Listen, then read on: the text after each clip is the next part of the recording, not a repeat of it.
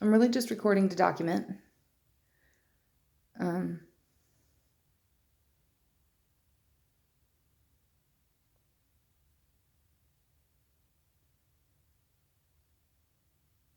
so I'm just recording to document my experiences.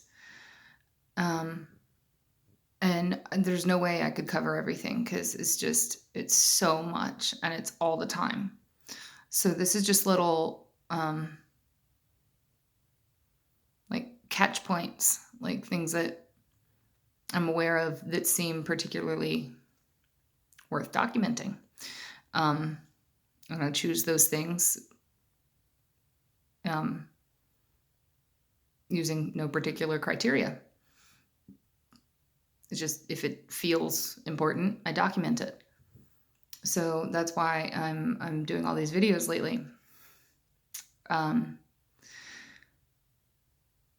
just feel like it's important for me to like talk about a little bit what my interest is in delving into spirituality more deeply, like I have been lately.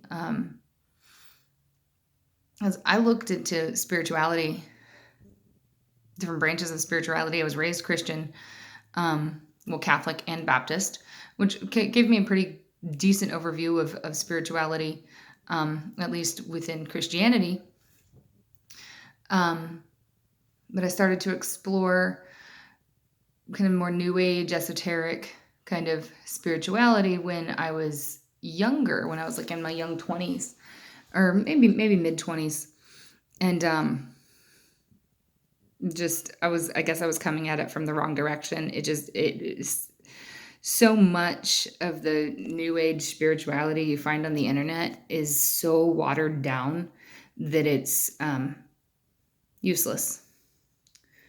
And that was, of course, most of the information that I found at that time because I hadn't refined my intuition at that point or my own discernment to be able to pick out which spiritual teachings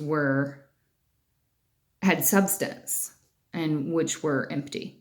And so I just really found most of the empty ones and kind of wrote off all of spirituality as nonsense. And that's what led me to kind of a full-on atheism for a little while. And I studied philosophy and studied religion and really went in depth, like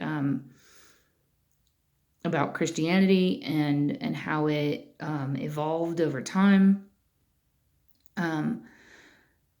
What's the guy's name? Josephus, isn't that the historian? Anyway, I don't know if I'm saying that correctly right now. It's been a while.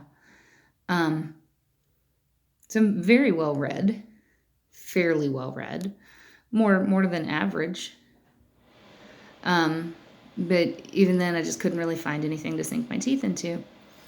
And then I want to say like 6 years ago, I really kind of found myself in kind of an emotional crisis place where I had some extrasensory experiences, 2 extrasensory experiences that were very clear. Even then, I kind of wrote them off and just kind of assumed that there must be some kind of rational explanation, but there wasn't. And I know that now, looking back, now it all makes sense. But at the time, I ignored it. But still kind of really struggled for a little bit trying to decide for myself if what I felt like was true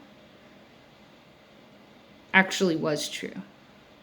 And so I was really fighting with myself. There's a lot of internal conflict that manifested as, obesity and depression and kind of mimicked, past tense, yes, mimicked, bipolar a little bit, or borderline personality disorder. And I've run the gamut. I've seen the psychiatrist, but ultimately we're like, there's nothing really wrong with you. You're just looking at things really in depth. Yeah, I know. Makes me think of the theme song to Monk, and it goes,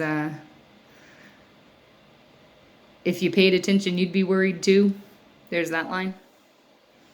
And some of us, aside from having experiences, we also we pay attention. And when you kind of see more, at least surface level, you worry more.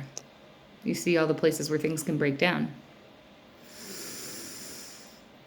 So that's kind of where I was, just kind of caught, like, what do I trust myself or do I not trust myself? Because I felt like I could see like glimpses of spirituality, but I wasn't sure if I was really seeing that. And I felt like I had a purpose in my life that I wasn't fulfilling, but I didn't know what that purpose was. And it didn't make sense to me that I should have a sense of purpose within the atheistic construct, because within that construct, any sense of purpose would have to be a manifestation of something biological.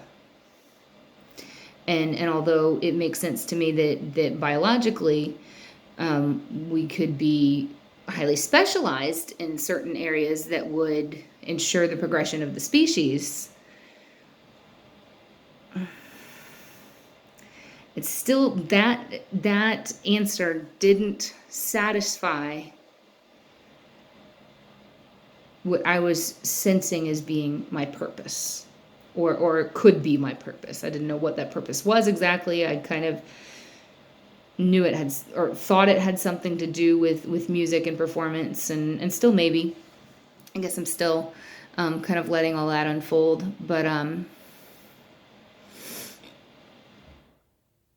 because I was in such internal conflict and psychology just wasn't providing a solution, I went really deep into self-help. And when I first began, I found Teal Swan and read her book, the Completion Process, I believe it's called, where you're doing inner child healings and meditations and integrating the inner child. And that was about 6 years ago. I think it was 32. I'm 38 now. And I really stuck with it as much as I could. Still not quite understanding what it was I was sensing spiritually. And then last year, I lost a job that I'd had for years and could always go back to. That place was sold, and it really threw me in for a loop. And when that happened, then I hit full blown crisis. That was the worst crisis of my life. That whole season. It was about 6 months working through the fallout from not having that anymore, and all the ways that triggered. And then I found a new job and everything was great. And this was this past December. And then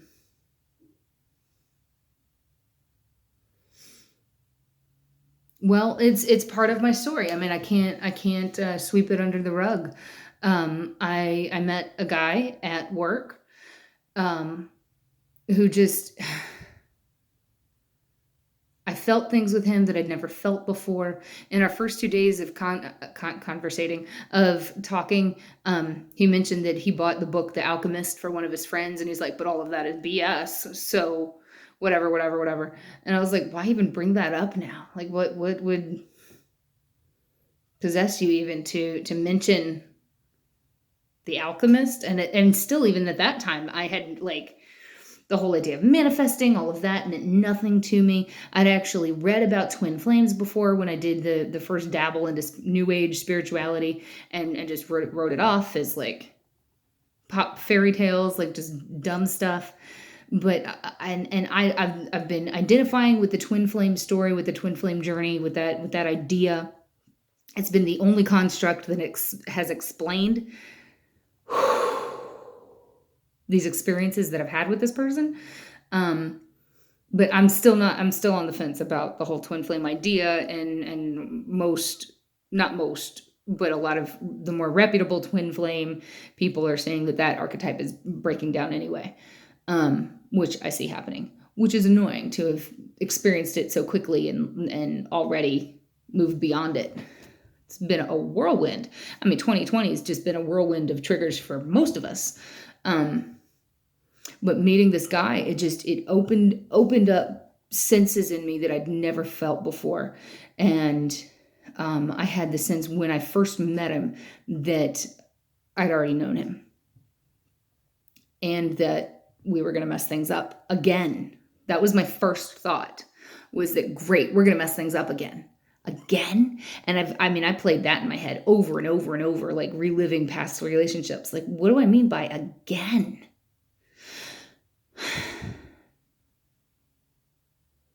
Again.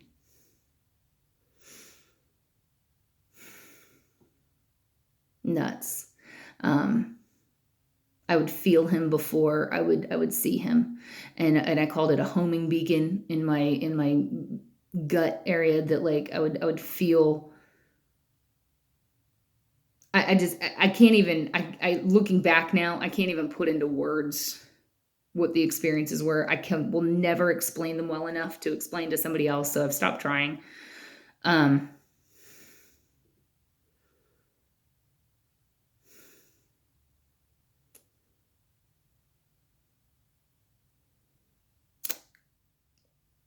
Crazy.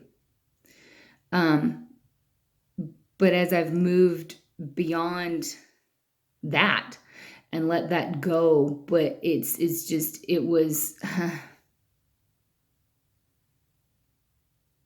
it was like my introduction to love, my initiation to like, this is what love really is. This is what love really feels like. And I'm not talking about just romantic love, although that can be part of it. I'm talking about like the love and connection that we have with everyone, everywhere, all the time, unity consciousness.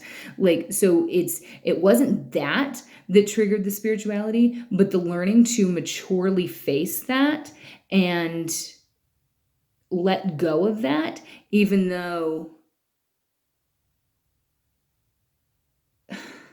like he's always there. He's always a part of my consciousness. I'll hear just a snippet of a song that he sang that one time, and all of a sudden I'm just filled with all these memories and ideas and emotions, and they're such good positive feeling emotions that I want to do something good and positive with them. So all of this to say is that I didn't go looking to delve into spirituality. Spirituality has been the only answer for me. And that's just kind of a brief story of like how I got here.